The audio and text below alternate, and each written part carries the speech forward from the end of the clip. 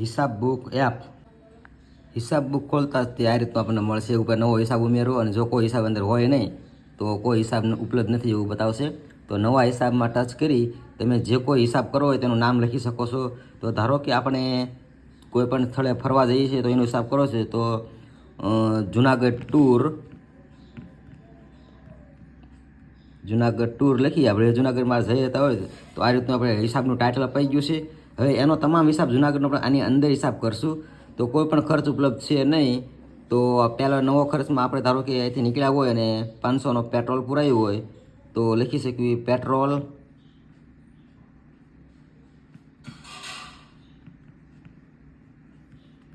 એટલે આપણે એક હિસાબ બતાવી દેશે કે પેટ્રોલ 500નું પુરાયું છે. આગળ જતાં આપણે કોઈ નવો ખર્ચ કરીએ છીએ તો નાસ્તો કરીએ છીએ તો લખી નાખ્યું નાસ્તો.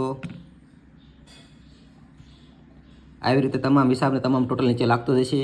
આગળ જઈએ છીએ રૂમ રાખીએ છીએ તો 600 રૂપિયા અંદાજ આપણે ભાવ લખીએ. રૂમ ભાડું.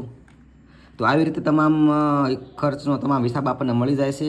હોમ પેજ ઉપર પાછા જઈ અને આ જુનાગઢનો હિસાબ આપણે રાખી શકીએ છીએ. બહાર પણ ટોટલ હિસાબ દેખાડી દેશે અને આ હિસાબ સેવ રાખી અને નવો હિસાબ પણ આપણે કરી શકીએ છીએ કે ઘર ખર્ચ.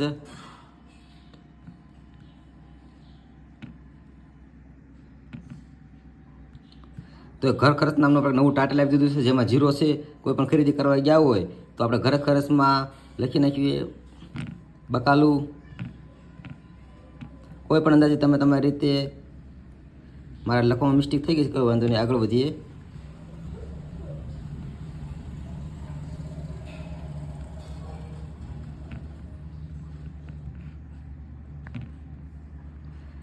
આવી રીતે ટોટલ તમામ મળી જશે અને એવા ઘણા બધા હિસાબ તમે એની અંદર રાખી શકો છો.